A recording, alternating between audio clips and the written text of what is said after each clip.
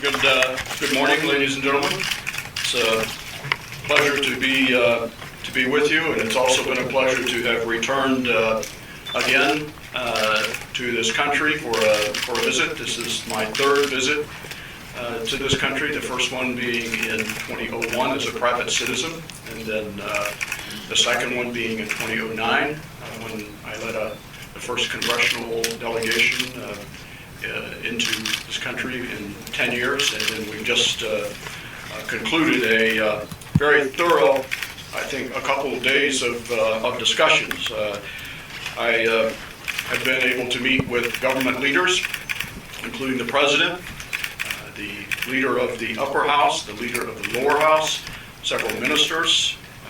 We have met with business leaders. We've met with members of different political parties. We have talked with leaders, media leaders, journalists. We've driven through the countryside out to observe the negotiations between government officials and the leaders of the Korean ethnic group. We were able to have a drive through the city yesterday, visit the market, and visit the Shwedagon Pagoda. So in the short time that was available to us, I think we have been able to have a very good series of discussions. I would like to say that, in my view, what we are seeing in this country is a profound moment in its history. And I'm very proud to have been able to visit your country and to speak with your leaders on the heels of such a monumental election. It's been rather amazing to see over the last 9 months the genuine efforts that have taken place to resolve the political and ethnic divisions of the past. I think the Burmese people of all backgrounds want to see the country move forward to its rightful place in the community of nations. This movement toward reconciliation, as an outsider who cares about this country looking in, is, in my view, propelled by the courage of two people who could not be more different in their backgrounds, their life experiences.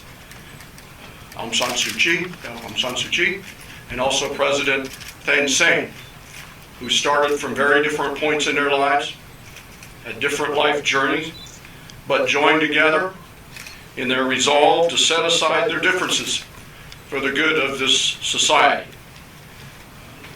In my view, the Burmese people have now been waiting for 50 years to enter as full partners in the international community. And it is my intention, when I return to Washington, to engage in discussions with other members of Congress and with the leaders of our administration so that we can find the right way to look at changes in policy that will reward the positive actions that this current government has taken, and also to continue incentives for future change. So we will be having strong discussions in the United States about a variety of issues. I appreciate very much the statement that Secretary Clinton made after the results of the by-elections, and we would like to see a time when the United States and your country have full economic relations and diplomatic relations. Thank you very much.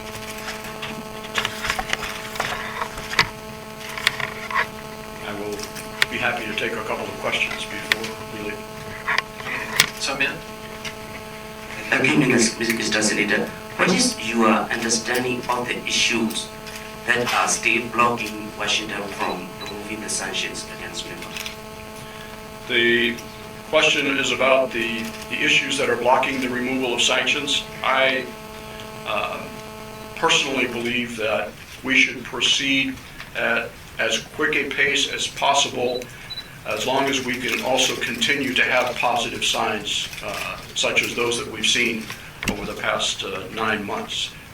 It's a very complicated issue in Washington, D.C. Part of it is because of pieces of specific legislation that will have to be addressed by the Congress, and part of it is a result of actions that the President himself could take absent legislation. But my intention, and the best thing for me to say right now, is to return to Washington and have very vigorous discussions about ways that we can reward positive conduct that has clearly taken place in all areas of government and society over the last year.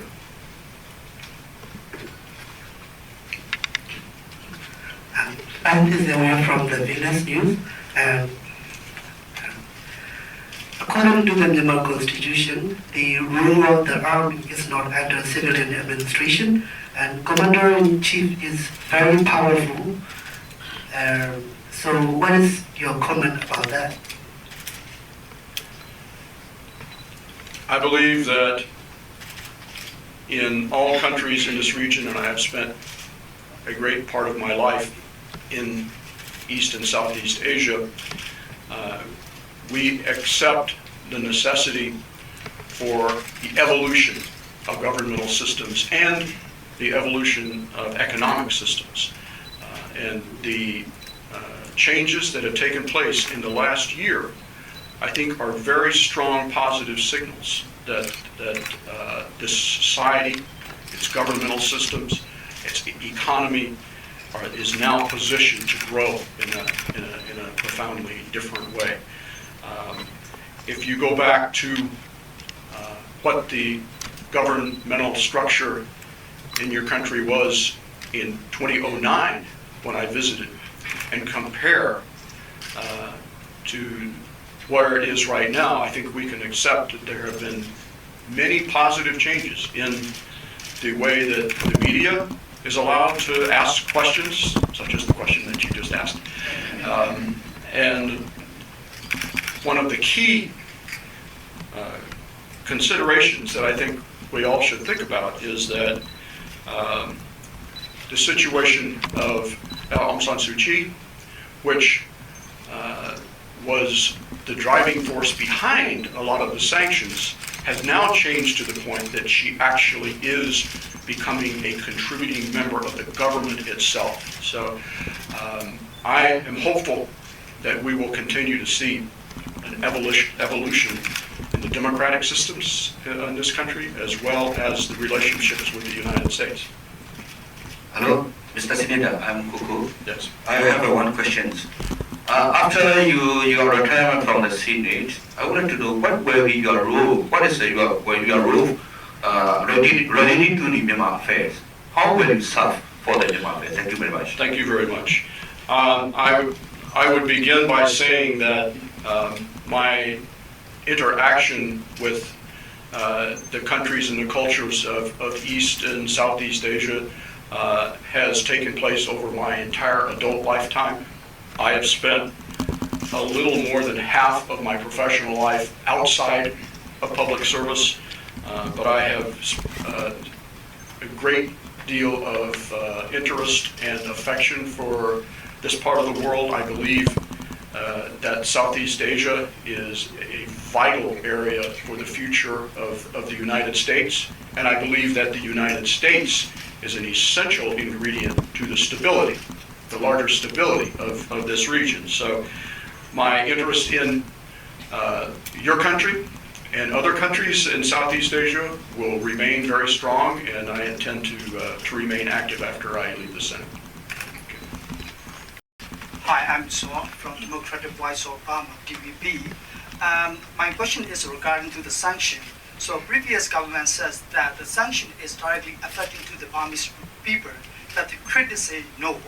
Now the political situation in Myanmar is getting more open, changing.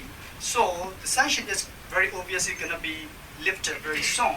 So after the sanction lifted, what do you think? What kind of supporting, not economically, what kind of supporting directly to the Burmese people? What do you think after the What sanction type lifted? of, I didn't understand your word. What type I mean, of, it's like the after the sanction lifted. Right. Yeah. What kind of supporting to the Burmese people? I don't understand the word, supporting. Oh, support? Yes, Oh, okay. yes. All right. Yeah.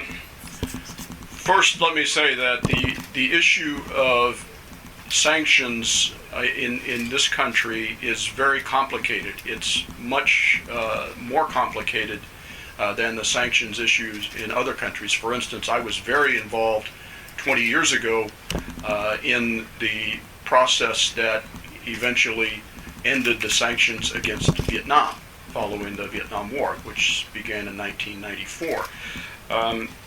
In that situation and in the relations that resulted in the economic growth between the United States and China, a decision had been made that they would reduce the economic pressures to allow the economies to grow, to encourage the economies to grow, with the thought that if the economies grew stronger, the political process would become more moderate. What we have seen in this country, for a variety of reasons, is sort of the reverse. That the United States has required that political changes take place before the economic sanctions would be lifted. I believe it might be a little more complicated than you suggest to lift all of the sanctions that are in place. My belief, and I have been writing about this for 10 years now, is that economic sanctions actually can have a negative impact on the growth of a country and its interaction with the rest of the international community. So I will be suggesting when I return to Washington that we look very closely at the relationship of the sanctions between our two countries, as long as we continue to see the positive conduct from the government, which I think has been profound. I believe that, to directly answer the last part of your question, the benefits to the Burmese people would be profound. I think you're going to start seeing now more economic investment from other countries than the United States.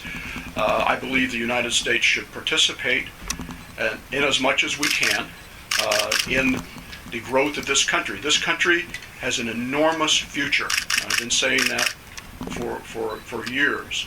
The strength of the culture, the geographic positioning of it, the resources that are available with the right formula can make this country a very prosperous, successful, and democratic system. And I'm committed to doing my part to trying to bring that about.